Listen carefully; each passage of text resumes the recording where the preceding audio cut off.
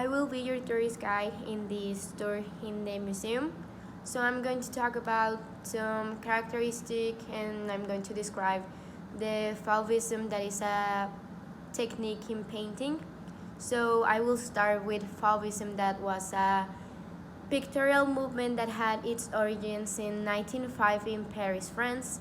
And the plastic maxim of FAUVISM was the exaltation of color, and it is based on the idea that creation arose from instinct rather than intellect or feelings. Also, fauve artists use brilliant color aggressively applied straight from the paint tubes to create a sense of explosion on the canvas. So now I'm going to tell you the characteristics, which are the exaltation of color.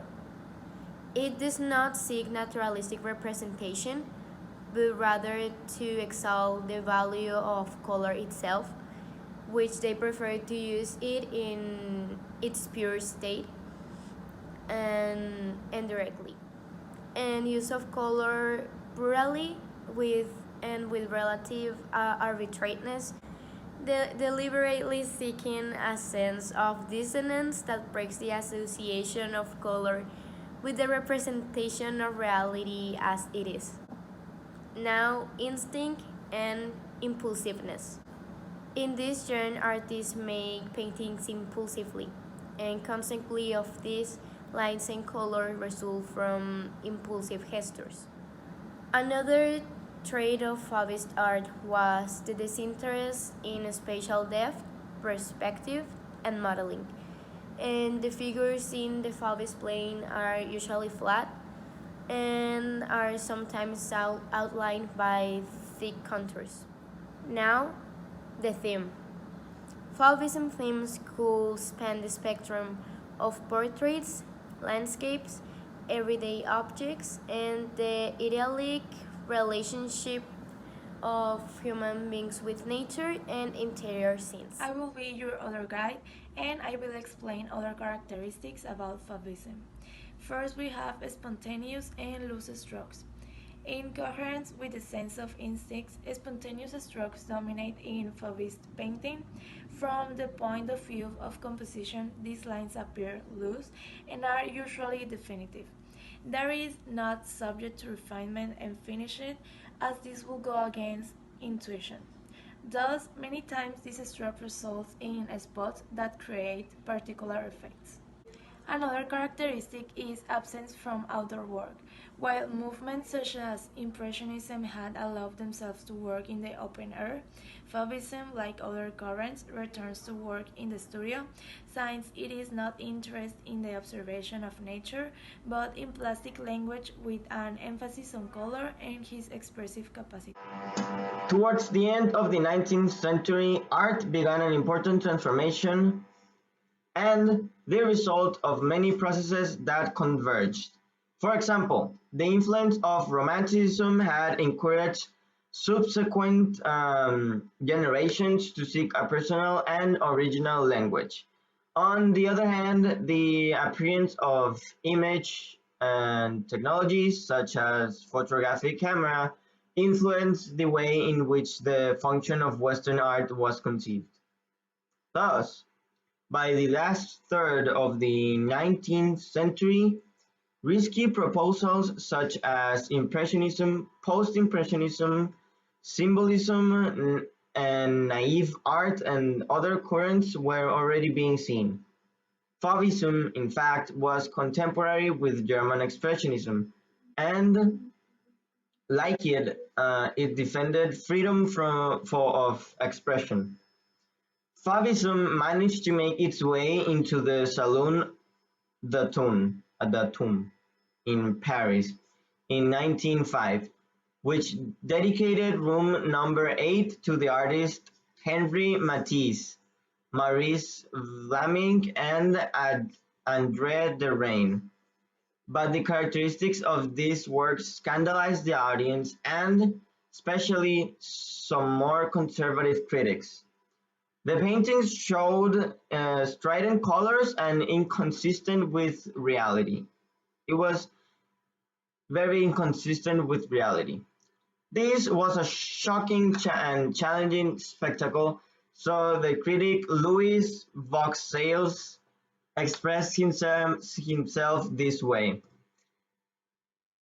Donatello chess les fauves, which in French means wow, Donatello among beasts.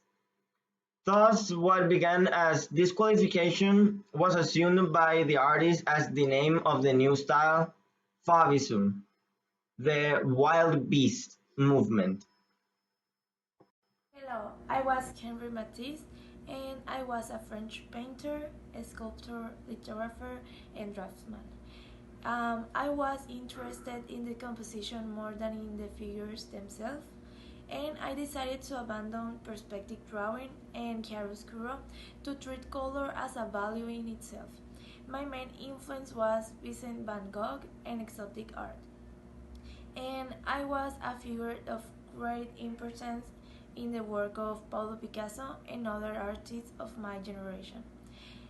This painting is called The Joy of Living. I painted in 1906 and is in oil in canvas, and you can find it in the Barnes Foundation. I'm going to tell you some things of the river scene at Chateau by Maurice de Vlaminck. Maurice de Vlaminck was a French painter and leading artist in the Fauvism movement long ago, with Henri Matisse and André de Roy. His work was known for these thick square brushstrokes which gave the work an almost shutter-like quality. He took significant inspiration from the famous works of Vincent van Gogh, as evidenced by his heavy paint applications and color blending. The river scene at Chateau reflects a time when Vlaminck lived in Chateau, France, with André Derain in a studio department. During this period, Derain and Vlaminck founded what is now called the School of Chateau, which exemplified the characteristic fauve painting style.